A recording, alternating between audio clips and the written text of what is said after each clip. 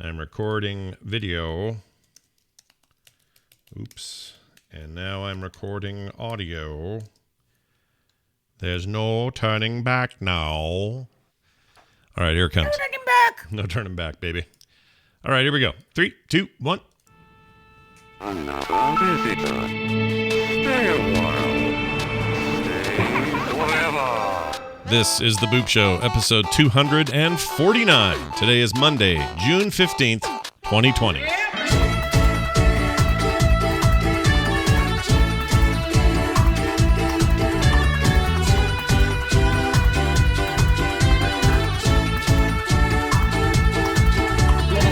Hello, my fellow Earthicans, and welcome to The Boop Show, episode 249. Like I said, I'm Scott. He's Brian. Hi, Brian Dunaway. Hi. Oh, hi, Scott. Oh, hi. Hi, Scott. Hi. Oh, man. What a weekend. I had a baby Did all you have week. a good weekend? I had a baby all weekend, which was good, but also busy, because you know how it is. You get a little... That's a really long time to be in labor. Oh, Well, you mean you hung out with a baby? Yes. We had to babysit the little guy, and Oh, okay. my That's different. daughter's house was having his carpet ripped out, so she's busy with that. And we said, hey, we'll take him for the weekend, and that was fine. But, there's a lot of management there. He's got diapers to change and, food to eat. Wait. All that. Yeah. So your daughter used the flimsy excuse of carpet changing to load the kid off on you. That's what I said. I mean, sure. Yeah. I mean, if you've ever ripped up carpet, there's like knee-ripping staples in it underneath it. But, Yeah. I mean, whatever. Yeah, you're not wrong. But we had a lot of fun. It was just busy. I felt like I got nothing else done. When I did escape occasionally, it was to play a video game. So we're going to talk about those now. I played a game I'm very excited about. Wait. Yeah. Do you want to How guess? excited are you? Well, let me count the ways. I'm actually very excited about it.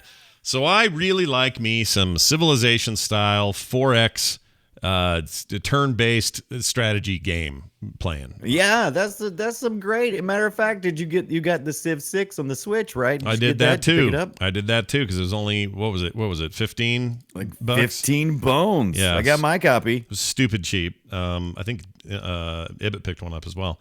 So yeah, we been in the mood lately, and that's by the way an extremely good port of Civilization. So I just want to give props to Civ real quick because Civ 6 somehow works on the Switch, and not just works, but works really well, weirdly, and I can't believe it works well there.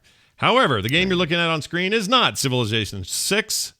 It is a game by former devs of the Civilization series. Oh. That team is called Mohawk Games, and they have a whole new game coming out. It's currently in early access. It is called Old World. It's currently on PC, Epic Store only, although I would have to think at some point. Old World. Yeah, it'll head That everywhere. indicates some type of journey through the past. Well, you'd be correct about that. In fact, where Civilization lets you pick Teddy Roosevelt and then play him for 1,000 years until you go to the moon or whatever. This takes a little more realistic approach, and that gets me to why I am already in love with this game. I am in love with this game. Well, it's gorgeous. For I'll a give you that. bunch of reasons. Number one. Now, if you're going to look at it for the first time, you're going to go, "Oh, it looks like Civ." Okay, so this is a Civ game, and you're not wrong about similarities. It's set in an old time, and you got your warriors and your ancient cities and your stuff. The big difference here, though, is you don't. Like I said, do the whole goofy thing where you pick Gandhi and then Gandhi's there in the year 3000, right? You don't do that.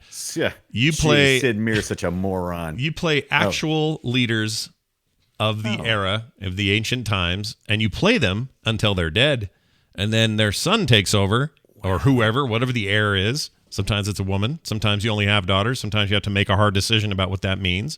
Do you marry into another part of your kingdom so that you for sure have a male heir, or do you break with tradition and have a female leader? Well, you can choose. That's the whole idea. So you let's say you start with I don't know, Cleopatra. Sure, let's start with her. She's doing her thing, and you're doing a lot of Civ things. Every turn, by the way, is a year. So okay, that's what I was curious about, because if you have people living lifespans, boy, you got to be careful with that because somebody might be dead real quick. Yeah, so you go a while before somebody dies, depending on your speed settings and stuff, because this game has all that. What's that, like an hour or something, maybe, if you're lucky? Probably of course, back that. in the day, you Maybe a little might have longer. been half an hour. Yeah, it was a little. Yeah, people died a lot younger then, but you go through the lifespan of your character, and you even have a little painting portrait thing of him down at the bottom. Let's just say like the male leader of what would become Spain or something, or some Germanic leader. I forget their names, but he looks like a young, tough, ready to roll, let's do it, military smart guy, tactics dude, whatever. But as time goes on, he gets gray, he gets a little wrinkled. His painting changes over time. It's very subtle. And then eventually, at one point, like in the game I was playing yesterday, the message comes up and says, King Jibbywitz, or whatever his name is gravely ill. Please get your life in order, or get your issues in order. And but I knew it was going to be okay because when he passed, I had a son who I not only knew about the year he was born. This was a long time ago, many turns ago, and it says you've been baby boy. You've named him Alexander or whatever. And then down the road, it says Alexander has become interested in this. Blah, blah, blah. Do you want to have him be educated in blah, blah, blah, or blah, blah, blah, blah, blah, or whatever? And so you start choosing the path of your succession. Path of your heir. But it's also people that come to your town. Like while you were away, a visitor from Sumeria showed up, and he's interested in being part of court. Says he has a lot to teach you about tactics. Will you let him in? Will you send him away? Will you have him put in jail? Will you have him murdered? You can make all these choices. So you can be a total dick king. You can be a nice king. Did you like murder everybody like? Yeah, 24/7? In some cases I did. In some cases I didn't. Right. Now was it because you knew the history of the character that was appearing, or because you just felt like being? Well, I assume that would fit in with. I assume some of these are accurate people and names. Right. Some of them are made up for story, and so it'd be like watching, I'm trying to think of a good example, like the Tudors. Remember that show, The Tudors? Yeah, King guys, Henry. The Tudors. Yeah, those are bad people sometimes. Yeah, so you watch The Tudors and you see all these people come and go. Some of those people are fictitious. It's kind of like that in here, and they give you all this cool story, like your daughter has become despondent and found herself infatuated with a commoner. What are you gonna do? You gonna let her mess up the bloodline by marrying some serf? Or are you gonna step in and say, you can't do that. We got to keep it. How do you have time to build civilizations when you're at home working on a soap opera? That's the beauty of the game. It's so seamlessly done. And you never exit. You never are in a modern time with like tanks and shit. You don't do that. Well, you just play because it's called old world. It's old world. Yeah, tanks and shit. You focus on the stuff that I personally prefer about these games, which is I like the old time stuff. I don't really care for when suddenly my horses turn into tanks. That's a weird thing, and I don't like it. It's a totally different game, right? I mean, because one focuses a lot on city building, modern city building, and war with modern equipment. And it just turns into a total focus on that. Whereas the old world, you kind of it's all about civilization building, right? And it's still about improving your troops and making them better. And these archers can do this now, and so there's still your guys with like sticks. Yeah, kind of, yeah. At least you kind of start that way. Right now there's a choice of, I think it's, I meant to write this down. It's somewhere between 6 and 8 civilizations and leaders. Okay. So lots of variety there, and it has some things that Civ no longer does that I'm really grateful for. Like, this is a very small thing, but people who play these games will know what I'm talking about. Civilization in the 6th iteration, the one that's currently the one that came out 4 years ago and people still play, the workers changed kind of significantly, so that once you do an improvement on a tile, if you have it'll be represented by 3 workers. One of those workers will disappear or die. I don't know if he dies, but he just disappears after you do the improvement. He's gone from my eyes, so he might as well be dead. So they're no longer this usable. They're an expendable, 3 charge ability, basically, is what they've become now, and I hate it. It drives me crazy. It's my least favorite thing about the changes in 6. This goes back to what I liked about Builders in 5 and previous to that, and that is it's a source of improvement that when it's done improving, it can go and improve something else. The workers don't just disappear. So anyway, it's all big picture 4X stuff. You're trying to either win militarily or diplomatically or with science, or you have the best wonders by the end or whatever. Do you ever try to win with elephants? You No, I guess you do if you're a Persian. We're Yeah. watching. Well, we're watching this play that you have here. Yeah. Whoever's playing this, I don't suppose it's you. not There's me, like no. this giant elephant that they have not addressed yet, and I try to avoid the elephant in the room jokes, but he's just every time he scrolls back, there's that elephant just sitting there. Okay, Like, so what you would probably do Look in at this me. case, because he's not currently. Look at me. He's not I'm an elephant. He's not affiliated with anybody. So what you would do is one of your scouts he's would. he's a non-affiliated elephant. He's a non-affiliated elephant. One of your Right, scouts right, would like to go out there and essentially you harvest the elephant, which means that you now have some elephants in your stables, and you Right. can do that with all the stuff. So you might find a hill with a bunch of gems in it. You can harvest those gems. It's one of the perks of the guys that can do stuff or that can scout around. The only problem is if they get too far away from your borders, they can no longer harvest things. So there's an incentive to expand your borders, get bigger, go further out, take down smaller and city states, that You sort of must stuff. have heard me. He's doing something with the elephant now. Yeah, he might actually be taking that elephant, or he might be attacking it. It depends. It depends on the scenario you're playing. But so the big changes here for me that are really evident are what I mentioned about the dynasty system. I think that adds a giant fresh air to this. It just makes it feel like a living, breathing, almost like your city is an RPG now, and Right. it doesn't get too in the way, but it's also not so small that you think it's kind of useless. Like it's meaningful and matters, and it just breaks the gameplay up in such a cool way. I love those features.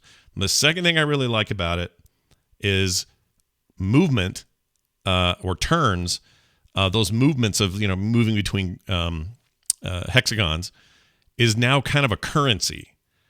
So Okay. you can save some for the next time, or you can spend them all and go really far. Like it's kind of a shared currency that you have. You're always sort of keeping track of. It's not convoluted or a pain to use. It's actually very simple, and it makes is it sense. based on the who you choose, like your Well, they basically call them orders, and Okay. they look like the icon's like a little rolled up piece of paper with wax on it, like an order. oh, like a scroll. Yeah. And if you use those Yeah. orders, you can go as far as many orders as you have. If you run out, you end the year and you go to the next year. If you go far and you're like, I need to go farther, there's a problem. Like they're attacking this small outpost. I need to get down there with some cavalry and Right, take right. care of the problem. You can do marching orders, which uses a currency, and it uses 100 of this currency. But I've saved up so much, it was not a problem. But you use this currency, and now that dude can go much farther. You're basically forcing them to Interesting. to go further. Anyway, it is really special. I think that they're nailing this, and there are a lot of pretenders to the Civilization crown. Lots of games out there that try who's to do they? this. They're called Mohawk Games. They are a spin out. They spun out from Firaxis and the Civ team. So these are Civilization developers, People. who left. Right.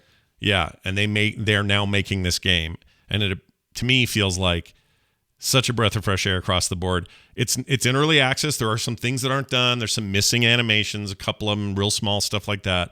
But the overarching product is functional, playable, and already has a ton of depth. And they're adding new stuff all the time. They're super active. Can I purchase this currently? Yeah, or you is it totally just- can. Yeah. Go use at? in fact, Epic. Epic's the only place that has it. See that? Why I wrote that in the Okay. thing. See right there? It's right there in the notes right there where I put the PC and Epic. See that? It's in Epic Early Access, Epic Store on PC. It'll likely end up on Steam like everything does, even if they start on Epic. I don't know when that will be. I'll talk about a thing about that in a minute that actually really impressed me this week about a developer that moved from Epic Early Access over to Steam Early Access. And maybe they're all doing this, but I know of one in particular. I'll get to that in a sec when I get to my Just Dimension. But anyway, it's really amazing. This is Soren Johnson, by the way, is the lead developer. He was the lead dev on 4. He also made the last game these guys made, or he was part of, was Off-World Trading Company. Do you remember hearing about that? Oh yeah, I do. It was more of a it was like one of these, except it was set in space, and it was mostly about trading and keeping your markets good, which is kind of cool, but not really. I'm not really into that math. I don't really care about stock markety kind of thing, so it didn't really do it for me the way this is.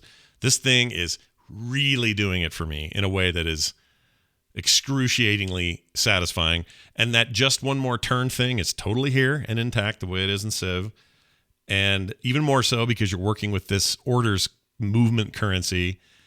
And there's even just some nice things. Like, let's say you got normal animation turned on, and you're only moving a little ways away. Your guys will do the full do and walk over there, right? But if you send them on a much longer trek because you got a bunch of order inventory, Right. or you put them on marching orders, and it's a huge jump, in those other games, you got to wait for them to run whatever speed you set it at. Right. Not this. They just go, depending how far they are, they run faster. So if they're really far, they'll just go and be there. If it's short, you'll get a nice little thing. So just little like quality of life improvements. So it's like they've thought a lot about it. Yeah, it feels like they've thought a lot about it. Right. So again, it's Old World is the name of the game. It's currently available only on the Epic Store. They got one of those deals. I'm sure they got some nice money for that. I don't care where I buy my games. I just like to play them, so I'm happy to get it there. Plus, they have a $10 gift, or if you didn't cash in your $10 summer sale thing, they give you a free $10 toward anything on the Epic Store. I just used it here. Really? So I only when paid. did they tell you that? Like on your checkout, or these? You should. I think you had to go get it during the spring sale, but I'm not 100% sure about that. Right, gotcha. You might Well, have it. It I might did. just be on your account. I don't know. $40. Yeah, $39. 29 is what I pay because I use the thing, but this is worth 40 already. And man, I'll give does you it, 10. it scratches every freaking itch I have for this kind of game. Just scratches them all with both hands and lots of nails on each finger. Both hands. Yeah, it's really, really great. I can't stop playing it, and I can't stop thinking about it. I really like it that much. Well, it is gorgeous to look at, and it looks like I'm watching this person just go through the motions, and it looks so satisfying. Everything about it looks satisfying. Everything you've described about it looks satisfying, and I just don't know why I wouldn't get this game. Oh yeah, I remember now, because I can't spend 2 days playing one video game. It's how it'll be too. You'll play a lot. Yeah. I mean, This you is can the kind of game. you can This is the save kind it. of game that I would stay up until 4 or 5 o'clock in the morning Yeah. playing. Well, here's the other thing that this may please a lot of people to hear this. I love these kinds of games, but I'm also notoriously terrible at them. I talked about this on Twitter a little bit. I'm not great at them. And in fact, I rarely get to even what you would describe as mid-game in something like Civ 6. I get far enough, and then I go, ugh, I don't know what I'm doing anymore. I'm going to start a new one. It's that early game that I love the most.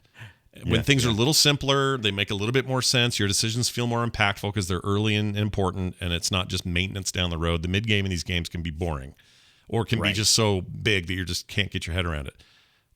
What I love about this game so far is everything. I never lose the feeling of the early game. It always feels I'm progressing, I'm upgrading, I'm doing rad things, I'm building a tech tree, I'm doing all the stuff I want to do, but I never feel like I'm getting into the weeds. I feel like I'm still at the peak of like, all right, badass. We're gonna make another city. Let's send some settlers over there. Sweet. My wife's being rude to me. She's gonna live in a cottage up the road. Like there's that kind of stuff in it.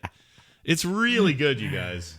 I love the idea that you sent your wife up to a cottage. No. It's really great. Be gone. Can't say enough. All right. So I do have said one more enough. question, because the thing that fascinated me the most of this is pretty usual stuff, but I'm interested in the timing of having these characters die in a game that's basically fast track life. So you say you have heirs. Do you always have an heir, or does sometimes you have to have someone who comes along who's not a direct descendant?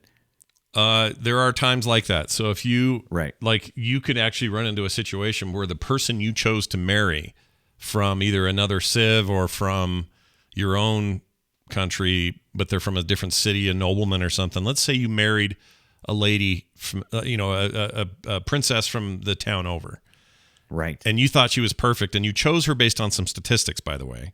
So like she's very happy and outgoing, which is plus something to happiness. The people love her. That's plus this to social, go. whatever. Yeah. So you get those benefits like you would in a game like this, but with these relationships.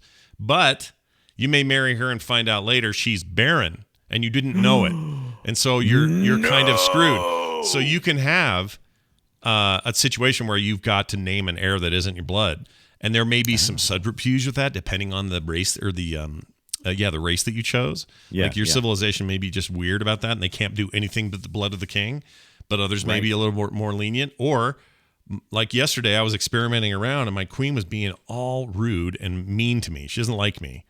She's just sick. She's bored with Just royal like real life. Just like real life. So she goes and lives in the cottage down the road in her own little half kingdom thing. And so I'm left up here, and I start, and there's some lady in the court who's an advisor to me and my judges or whatever. She's starting to get a little flirty. So, without too many words to describe it, they set up a scenario where you have an affair with this lady if you want, and now she has your illegitimate son. Nice. So you got a bastard son. You got a bastard son. Can they lead? I've never done, but I want to assume yes. According to the race, right? Yeah, I assume that you may be in a scenario where you would do that. There was a scenario where one of my sons was such a butthole, and he's so crazy that we ended up putting him in basically the equivalent of a mental hospital in the old world, because he's just nuts. But he's basically dead to me, and I'm moving on now. And it's my daughter who now is the one I'm going to keep track of, and she's a really smart military mind, so she's probably going to be my heir. Like, it's just rad. It's rad. I'll be honest though, if I saw the title Old World, I would be like, I don't know. It's a good name. You don't like that name? It's a good name. I don't know. I just don't think it excites anything in me. Well, what would you prefer? What would you name a game that I described this way to you? What would you call this? Something other than Old World. Yeah, but Civilization is a boring name, right? What's that? Civilization is a boring name. It means nothing. It's only a big deal when you hear it because of its legacy. It's only a big deal when you hear it because Sid Meier put his name right behind it, and you're like, it's like, oh, okay. This dude knows what he's doing. Well, okay, so let's say this was called Soren Johnson's Old World. I would be down with it, actually. For some reason, Old World just doesn't do anything for me. It's just like, Old World. I don't know. It works for me. Old World. I think Old World works for me. I need blast processing if I'm going to get on board with something. See, but then later in your life, you realize that was just bullshit, all of it. When you were a kid and they said blast processing, you went, yeah, that Sega's got it. Nintendo don't, we're like all into it. That's right. Nintendo and then later you find out it's just a bunch of marketing lies anyway. They're just being edgy for you because of the age you were at. Like, right. I guess Old World just doesn't say anything to me. It doesn't like say anything. I don't know. Like Assassin's Creed. Civilization doesn't say Sid Meier on them anymore anyway. They just say Civ 6 now. Because it's an established brand. I think if the quality's high enough, this thing establishes itself, people play it, and then you start to think of Old World with high regard. It's like any good brand. Can you even trademark the name Old World? No, probably not. Well, maybe you can for a game, yeah. But you can go call your movie Old World or a song Old World, and there's no laws against that. I guess so. Yeah. That's why movies don't have laws like that or limits. You can't. Right. Somebody could come out tomorrow with a movie called Star Wars? Inception. Oh my God, Star Wars. Could they call it Star Wars? They could, in theory, yes, but they would just be asking for the worst possible takes from everybody, right? So they wouldn't do that. It's kind of a I call it Star Wars, and then I have a bunch of drama between a bunch of actors. Right, but you could call something Inception, no problem. Right. It would totally work. You could call something. Well, there are like 3 movies called Crash. All of them were prominent movies called Crash. Same thing. Those are terrible names. They are terrible names, but you see what I mean. Yeah, I see what you mean. Yeah. So I'm gonna go on record and say it's my favorite. It's one of my favorite things I've played so far this year, and I will. And I'll say this: if you're not at all interested in turn-based strategy games based on this sort of stuff, if you've never liked a Civ game in your life, any of those things, this probably isn't for you either. Okay. No. I'm not going to say this is going to change who you are, but if these interest you at all, or you're already in that space, you're going to pee yourself. It's that good. It's that good. It does look good. It's all I want to do. It's all I want to do. All right, Brian, tell me about Squids from Space. Now we can jump from that to Squids from Space. Let's do it. Yeah. So you know what else is good? Squids from Space. This past week, I've had several people tell me that I should play Squids from Space. It was free. I think it's still free. It's early access still. You can get it on Steam. Talking about the developer fun bits. This game has been around actually in early access since 2017, but it has finally gotten to a point of maturity. And they're trying to get people to play on these servers because they do have their own dedicated servers, and they are few. And I had a little trouble with the U.S. server, but I was able to get on the EU and play no problem. It is one of those 8v8 games where you're either on Team Human or Team Alien Squid. Okay. And you get to shooting. Which one do you like? Right. What do you prefer? Well, I'll be honest with you. I haven't. Well, okay. So when I started playing, I jumped right into onto Team Squid because I was interested in the weapons they had because they were alien weapons.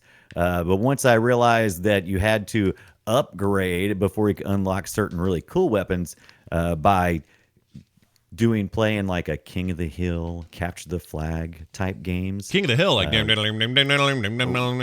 Just like that. So you pick you do I think I mostly played Capture the Flag, but it's really more like capture the sergeant or the one of the alien brains. So that's Okay. what you're doing. All right. You're going to the other person's camp and trying to grab one of their leaders and take them back to your place and rack up the points. If you do that enough times, you'll win. Is it bad And that I that's think what it's all their about. UI is freaking butt ugly? It's an ugly UI. Yeah, the UI is not the most attractive thing here, but that's not where the fun is at. The fun is in the gameplay. I was really impressed.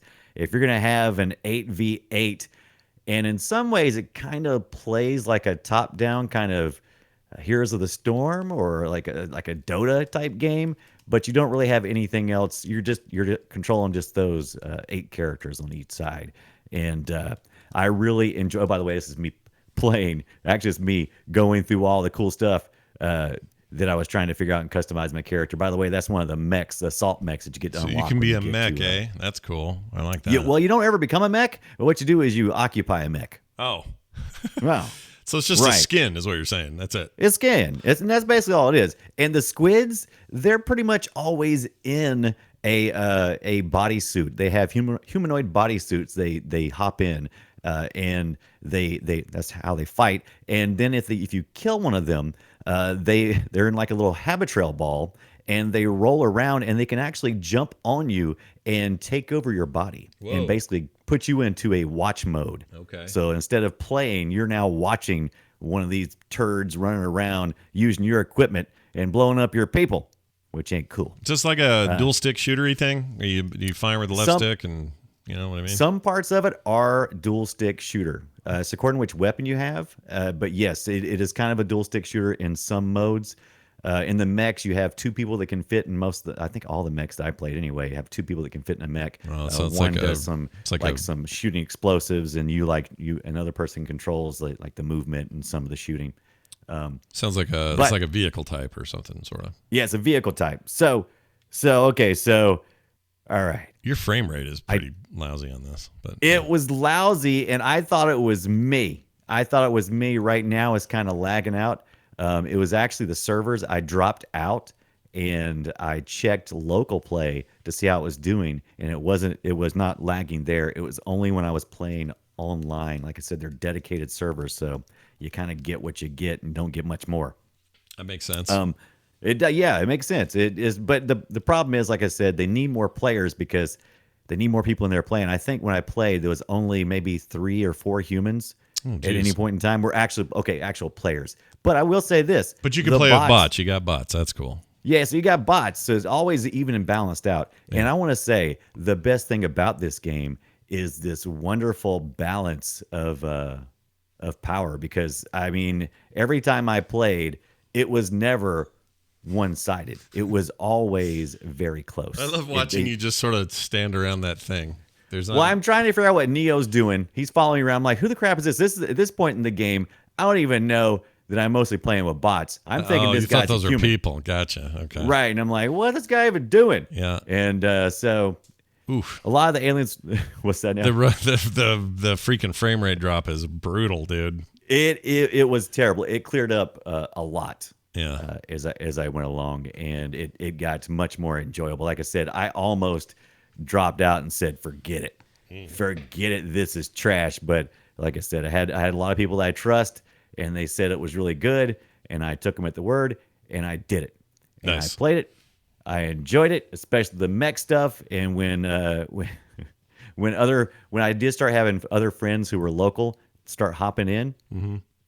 It was so much fun. I would love to play this game with you, Scott. Squids from Space. I would play. By Fun Bits. It is unlimited gameplay forever, and it's free right now. Free I'm to assuming play. it's going to continue to be free, and it hasn't been released full access yet. So, Yeah, Fun Bits was my stripper name in high school. It was Fun Bits. Yeah, Fun Bits. You don't want to know why. I want Okay. to know why. Now I'll why tell you. was the Fun Bits? It wasn't fun. I promise. Nothing fun about my stripper career. It went badly. All right. Hey, what do you say about this? Did you ever play Micro Machines in the day? Is that a thing you ever did? Did I play Micro Machines as in the real life Micro Machines? Absolutely. Okay. Then. Or are you talking about the video games? No, I that mean have the been video based games upon that were Micro based on Machines? the Micro Machines cars. Okay, yeah, those two. Yeah, you play. Oh, okay. So you played I those played video those two. games as well. I played those two. There's somebody made one of those, and it's not branded like that. It is not the name of Micro Machines, but it is definitely. Although the person I'm watching here is terrible at it. They're definitely Not me. It's not me. It's not me either. It's very much like a homage or love letter to what those games were. Basically, it's chalk lines around real world places in a bedroom or a kitchen or whatever.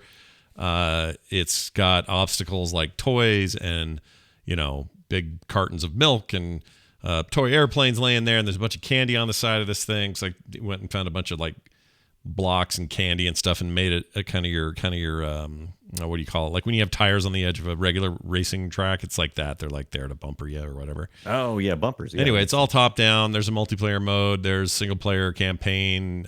You race a bunch of these little cars. Again, the person I'm watching right now is very bad and slow. They're just going through the tutorial. I mean, Yeah, it's a tutorial time. It's fine. I wish they'd. Here, I'll skip ahead some.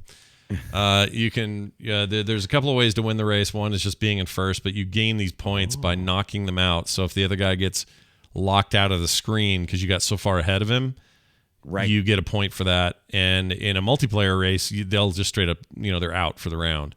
That's how it used to be in Micro Machines as well. Yeah, this is a common thing that Micro Machines did.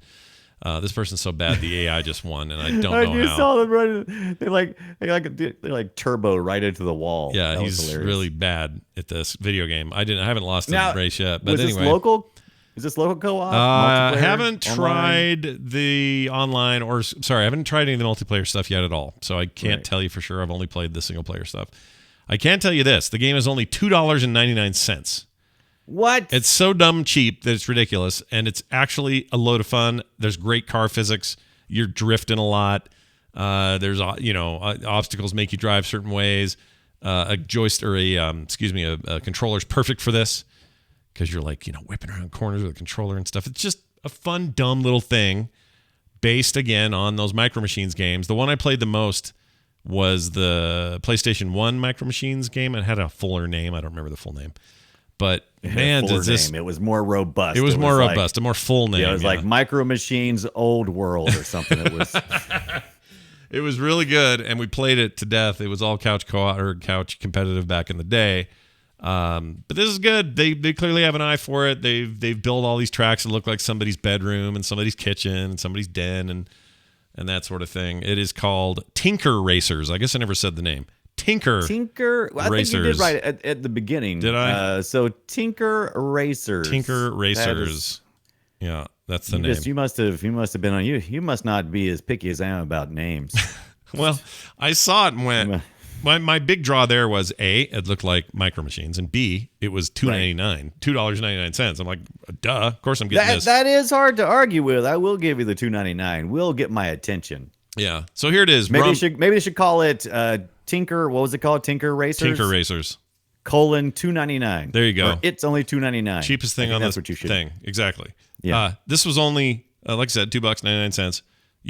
Their description on the page says you drive mini RC cars through tracks built around the house with common everyday items. Forget the finishing line and just try to stay in sight. Up to 4 friends can join forces and compete with each other on local multiplayer. There's your answer. It's local. Join forces with your friends. Join in their forces. micro tiny cars. There we you can't go. say micro machines. Yeah, they're Tiny little micro cars, mini cars. Rumbora party games. So they do like a lot of party games, or I is don't that, have or any did you idea. look at these guys? No idea. That's the first time Yeah, I've ever developer. seen what they've done.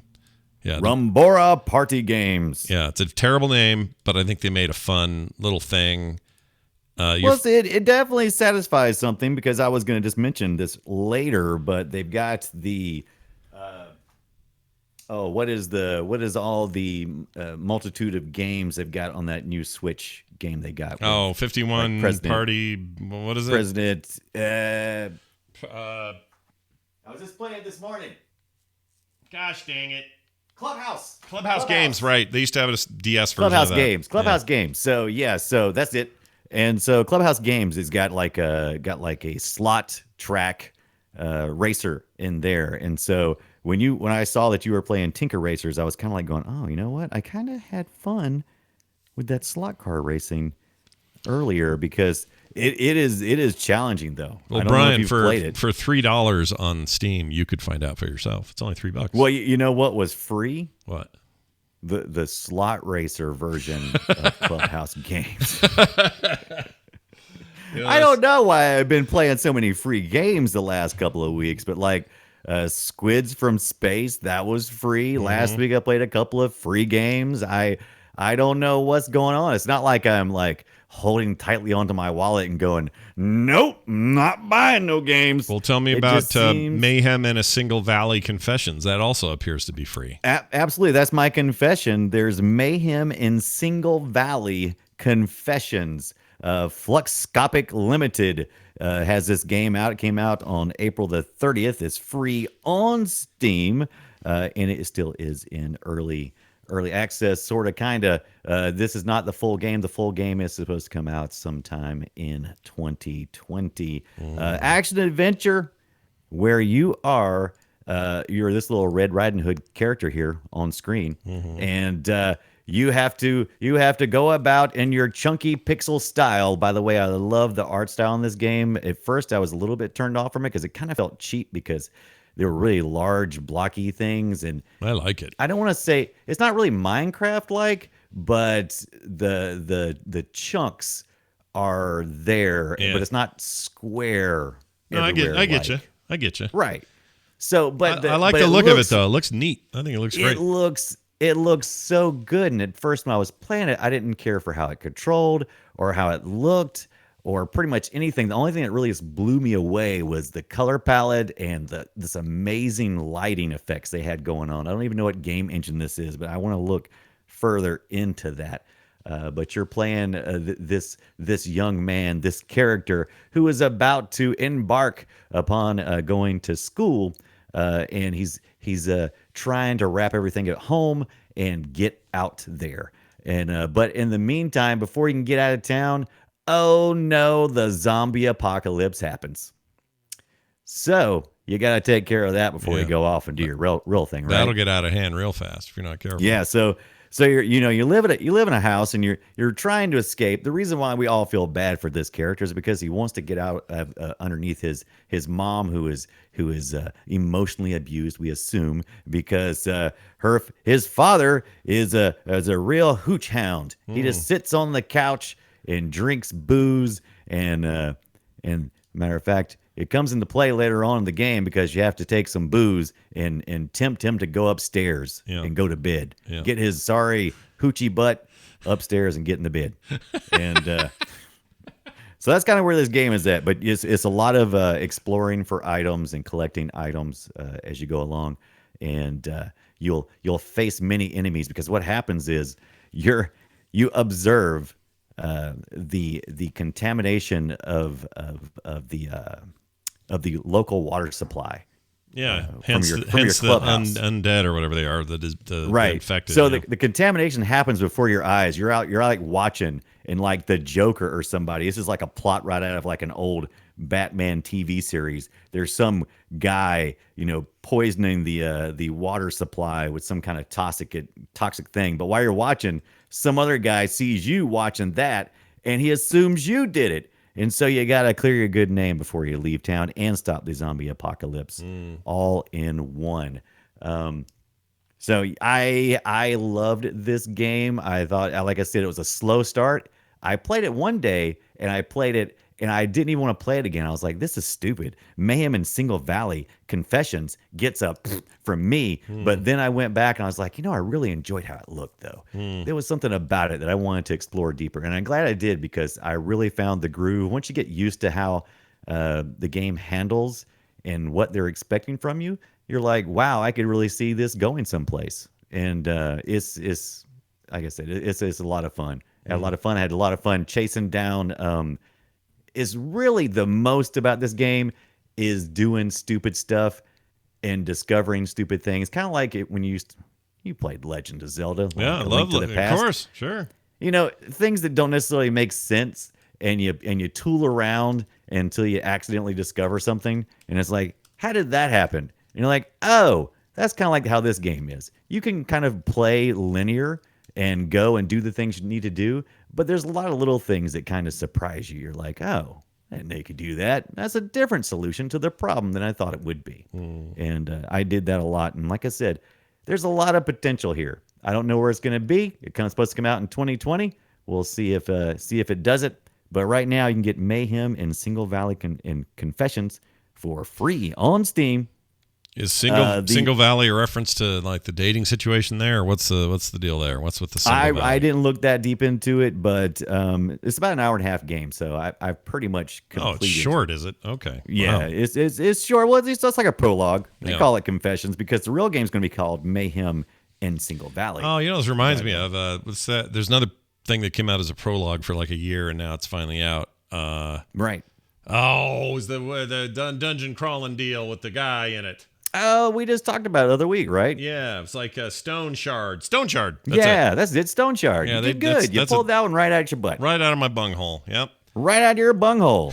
Look at this, everybody. Right out my But bung. I gotta probably say some of my favorite parts in Mayhem and Single Valley is some of these mini games that as you go along, like there's one part where you're trying to help mom get and do all the chores, and you have to go in the backyard, and your dog is he's pooping out this toxic poop, and you have to race against time to get it and throw it into the trash can. And if you don't do it fast enough, he keeps pooping more. And it's quite frustrating, but it's quite fun. More poop. More poop. And you got to be careful because there's things that you wouldn't think you'd get killed for. You get killed for. You're like, oh, I'll just do this real quick. I'm dead. What just happened? And you'll back up and like, okay. So it's a lot of experimentation. Well, this seems interesting, and I like that art style a lot, so I will definitely give it a look. That's on Steam, yeah? Where do I get this? That's on Steam, yeah. Okay. Is it? I don't see it on Steam. I'm doing a search. Oh, there it is. I got a link in the show notes. No, it's here. You're right. Yeah. Oh, yeah. There's your link. Yeah. It for some reason the first time it didn't come up. I must have spelled it weird. All right. A quick mention of a game that I was going to talk about earlier in a weird context, and I'll do it real quick. So, Clay Entertainment. You know those guys. KLEI. Clay Entertainment. Yes. They make. Klee, I call him. Is it Clay? I always call him Klee. I thought it was Clay, but anyway, they make You're probably right. They make no bad video games. That's their thing.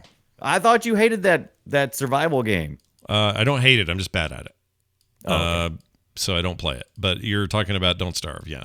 That's right. Don't Starve. It's the one game of theirs that I'm less interested in playing because again I don't like survival games very much, but or at least that kind of survival game. But as far as it being one of those, it's excellent. All their games are great. Like one of my favorite games of all time is 2015's Invisible Ink. I can play that anytime. It's an amazing game.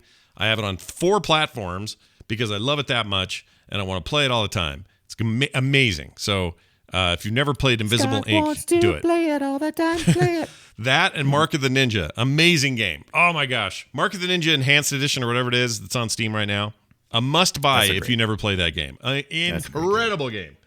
So this is them doing that again, except this time it's Griftlands. Now this isn't new. It was over on for the last year or so. It's been on Epic in early access. It's now also on Steam in early access, and much further down the road, they've updated the hell out of it since it was on Epic. But you can get it in both places now. Now the reason I bring this up is I'm not going to review the game or talk about it too deep. Other than so far, I think it's super rad, and I'll talk about it more after I've had some time with it. But it's everything I was hoping it would be. They were making a deck builder with story. That's all I needed to know. I already knew I was in. It's only 12 something. It's like $12.50 or something to buy the damn thing. You just freaking buy it. Okay. That's what you do. However, this is another reason I love these guys. If you already owned it on Epic, they got you your Steam copy for free. This is the company doing that. Look at you, Epic. It's not Epic. Epic didn't do it. Clay did it.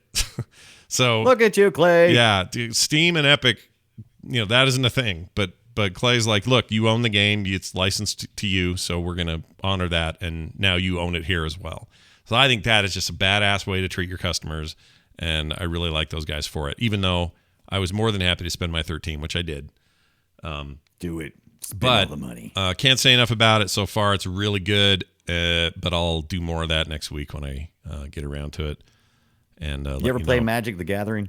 Yeah, I did. The You know video who the game designer is Richard Garfield. Yeah, that guy. Yeah, he made that Another horrible, guy. or he helped make that horrible Steam game, the Valve game. Well, let's not talk about that. Let's instead talk about his new card game, Keyforge. Oh, how's that going for him? Well, it seems to be doing okay. I had never heard of it until my son Andrew brought it to my attention. I'm like, interesting. I got to take a look at that. See, now that's next interesting week. to you because it's Richard Garfield, not because of the dumb name that it is. Because if it was Keyforge and you didn't know who made it, that just sounds like a dumb name. See? No, Keyforge actually is cool. Keyforge makes me go, huh? No, it What doesn't. does that mean? It does no, not. It makes me think. Wonder if you got to make keys or forge some kind of keys. Keyforge to me. Old world just makes me think of musty. Keyforge sounds like some shitty mobile game, is what it sounds like. So now that we know who's behind it, though, I'm as excited as you are. But I think I'd already heard of this. It's already a board game, right? I think. Yeah, well, no, as Keyforge has been around, I think since 2008, but it's just now starting to get. There it is. In my circles, it's starting to get some traction. Gotcha. So they're making a video game so. version of this, is what you're telling me. No, I'm playing the card games. Oh, all right. Well, Physical. Now, if you want a video game recommendal, then you can head over to Epic Game Store and until June 18th and pick up Ark Survival Evolved. It's free. It's what's free now. it's a survival game. I hate those. I know, but it's really cool. You know, I say I hate them. No, I do hate them. I hate them. I'm gonna backtrack that. Nope. I'm sticking with what I got. I'm sticking with it. Well, Yeah, it sucks. some could argue that there are things in Deep Rock Galactic that are survivally, but it's not the same. I mean, all games are survival to a certain point, right? But it's Most. a game where I got to go. There's only one game where I had to harvest shit to build shit that I actually enjoyed, and that is the current state of No Man's Sky. Everything So else you can got F off. to harvest the shit before you can build the shit. That's right. You need to harvest, gotcha. then build. Otherwise, you got nothing. You got shit, really. So what I'm saying is, right. No Man's Sky does that for me just fine. Everything else feels dumb in comparison. So I just don't. I can't get into it. I can't go tame a dinosaur while I'm building the freaking house. I don't want it. I don't want to do it. It's just not my thing. It seems neat, and I'm glad people love it, but it's not my jam. So free is But too it's much for free. you. Gotcha. I bought it on Epic for free. Like Oh. I went and did it because that's what I do. Even if I don't like the game they have up there, I'll still get the Right. free one. Because maybe later you'll be like, oh, I wish I'd got I that could game. change my I don't mind. have it. There was a time in my teens and 20s I would never play something like a Civilization game, but today I eat it up. So Right. you never know what you're going to like later. All right, there's that. Hey, we should do this. Guess here. my game, baby. Let's play Guess My Game. We play these sound files for each other on game or from games of sometimes old world. Old world games. Here's one for Brian to try to figure out that I just captured today. Pac-Man. The hint I will give you. It's Pac-Man. No. Pac-Man World. No. The hint I would give you is we're talking late. I don't want to give this away. Let me see what the date is on this. Hold on. 2000. Okay, here we go. Let's see what year this came out. This came out. Oh, where's the date? 1922. Old world. Found it. 1993. Okay, you ready for this? Oh, excellent. I think mine was from 1998. Go ahead. All right, 1993. This was a console game. And I'll tell you that later, when the PlayStation 1 came out in 1996 here in the States, it showed up on there as well.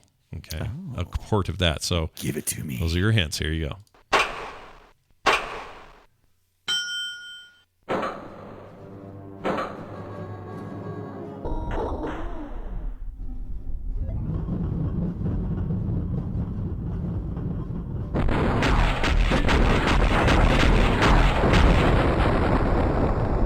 Pretty sure I've played this game. Sounds familiar?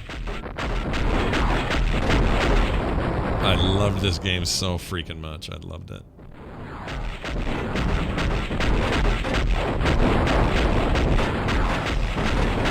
Any guesses yet? No. That gun sound is so... It's burned into my brain, dude. Burned into my brain. It really is. That's what I'm thinking. It's like that gun sound. I can feel it. It's touching me. Yeah, it's super meaty. Does it have that meaty gun sounds in that game? It does have some really good meaty. Oh, I can't, but I don't know. Is it? It almost sounds like, but it'd be way too early. It reminds me of some of the sounds in Murder, Death, Kill, MDK. Nope, not that. But I mean, no, it's definitely not that because MDK was way late, further right? along. Yeah, it's like 2000 or 99 or something. Yeah, but it reminds me of that atmosphere. Well, let me break the silence on what this game is.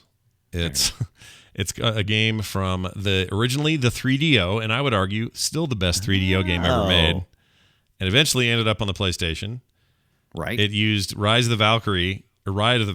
Wait, what's that old? Ride of the Valkyrie. Yeah, it was Flight of the Valkyrie. There it is. They used a Valkyrie Bumblebee. bunch of that. Was it Vivaldi or whoever it was? Right. Anyway, bunch of that music, and it was Chopper? Definitely not Chopper. Tanks, helicopters. It was kind of Capture the Flaggy. I will now give you the name since you can't think of it. It's called Return Fire. Return Fire? That doesn't sound familiar at all, yet it's a great game. I know that sound. It's a great game. I had it on the 3DO and then got it later on the PlayStation because how much I liked it, and it was like a cooler version of that. It had a little better frame rate. Terrible name. Oh, yeah, bad name, but see, that's the great thing about who cares about the name. If the game was great, you don't care. Right. Like Katamari Damacy, that's a terrible name. I love that name. That name No, you don't. It creates intrigue in my mind. I'm like, what is Only when you know that there's a game with a big rolly thing going on in it, and that's when it gets you excited, but not when you just hear it by itself. Kirby, that's a great name. Pac-Man, great name. These all make Pac-Man. me go. Pac-Man only works when you know what Pac-Man is. If you don't know, you've never, and you can't. It's impossible to do this because it's existed for as long as we've been on this planet. Right. So if you hear the word Pac-Man, it's impossible. All right, I'll give it to you. I'll give it to you because I was just thinking of Toe Jam and Earl, and I'm like, how about asteroids? How about freaking Space Invaders? They're terrible names. But they were the first. Right. They were the first. And they're what choice did they have? and the brand that they became more important than any name they would have had. So it works. Right. And that's my point. Today's lesson But Old in World's branding. kind of late to the game to be using that name. Missile Command, terrible name. I like Missile Command. That's a good name. It is because of what it is, not because of that it's a good name inherently.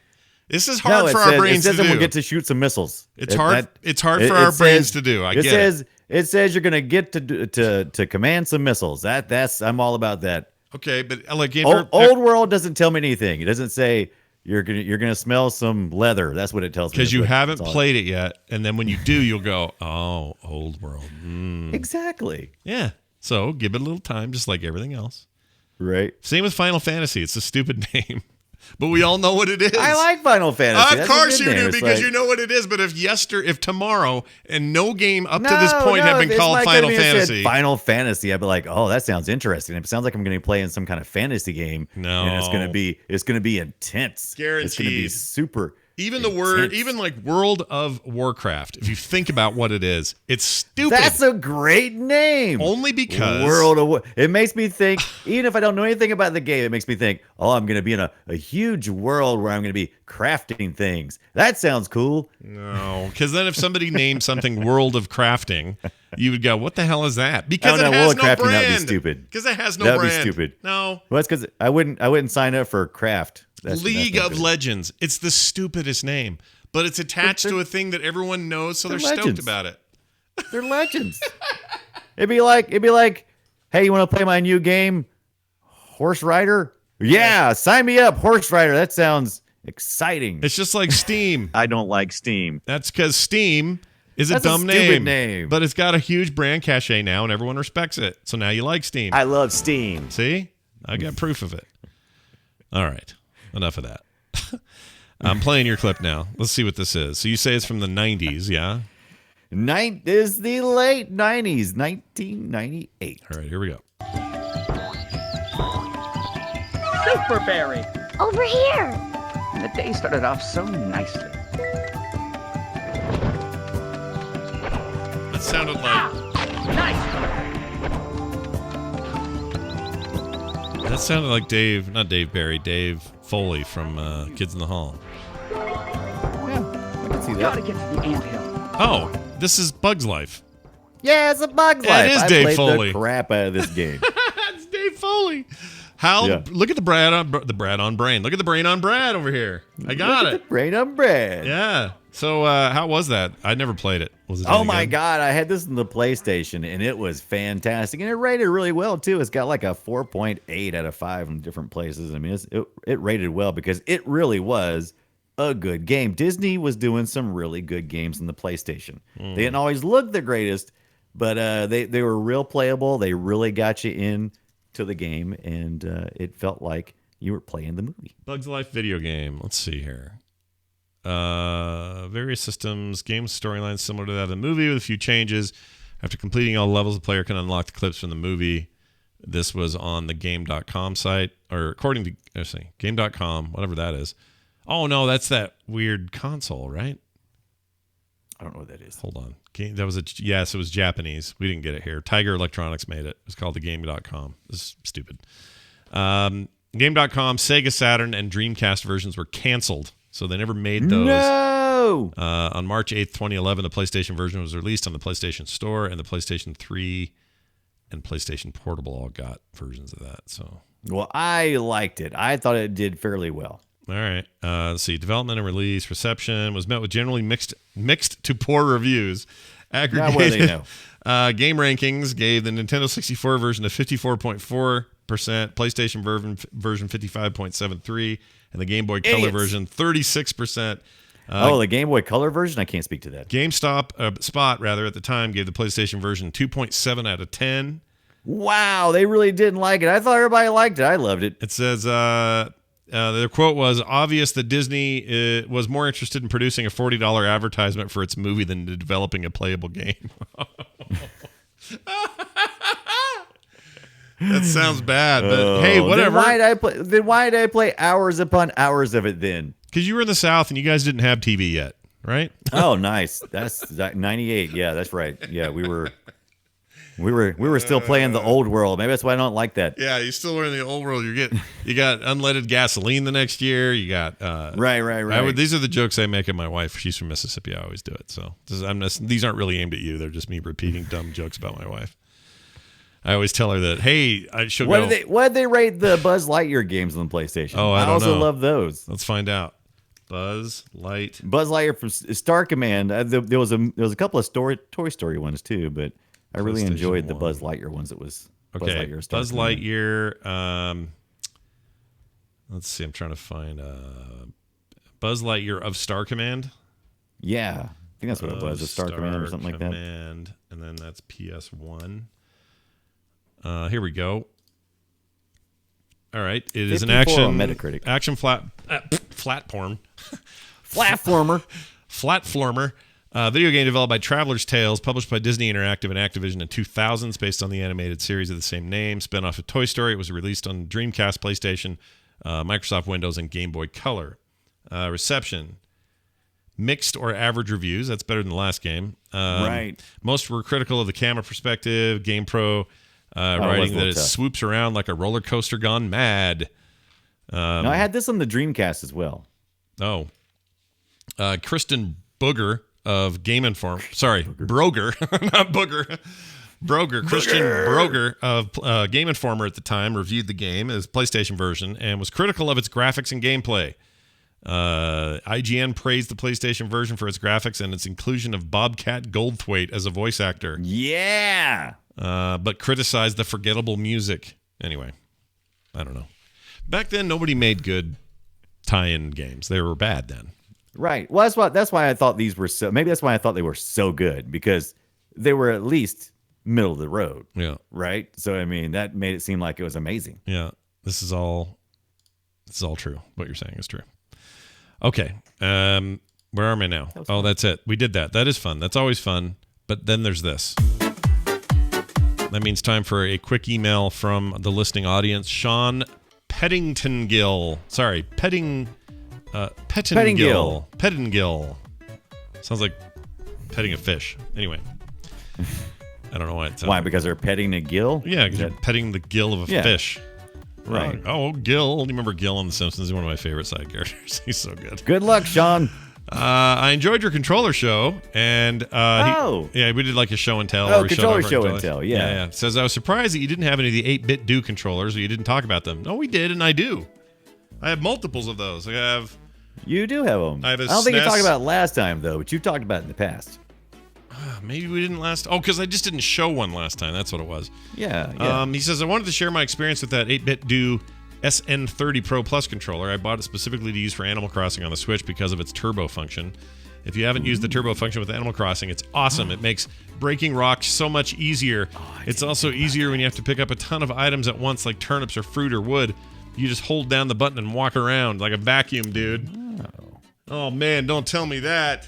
That's pretty cool. That feels like cheating, though, a little bit. Not really. I mean, not at this point. All right. Not at this point. I mean, you're kind of in game on Animal Crossing, right? I mean, it's not really cheating.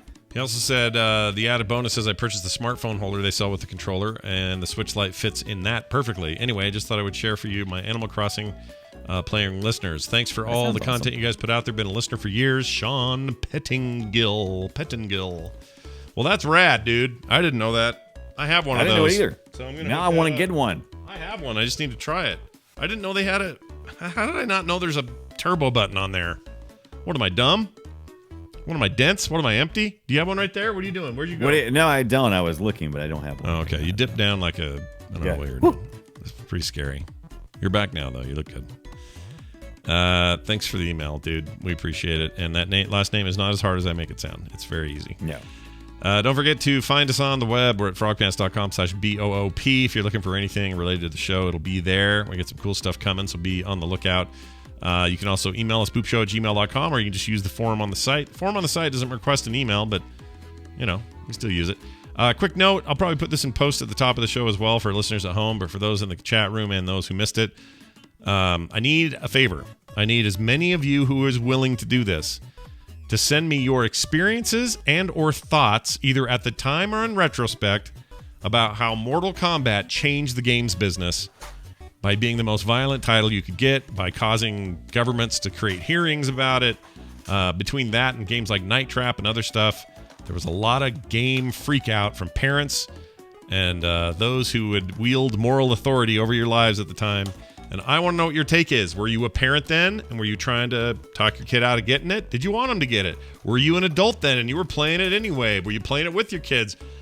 If you were single and have no idea what I'm talking about, or did you want to buy it and your parents were like, don't effing buy that game.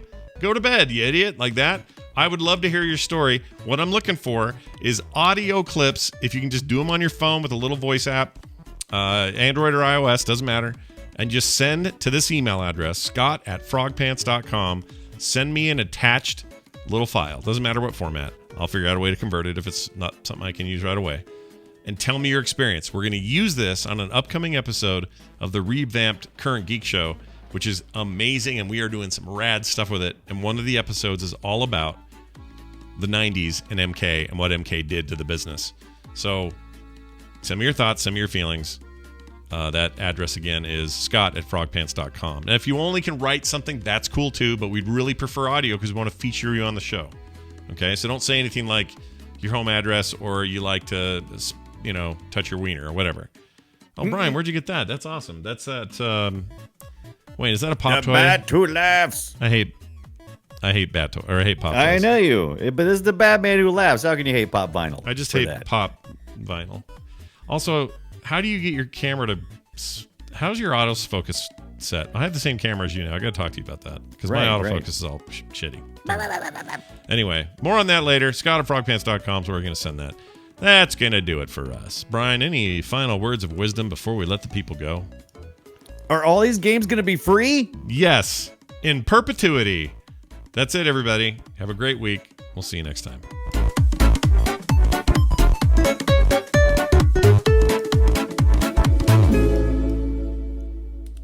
This show is part of the Frog Pants Network. Frog Pants Network. Get more shows like this at frogpants.com. I don't like Steam. I love Steam.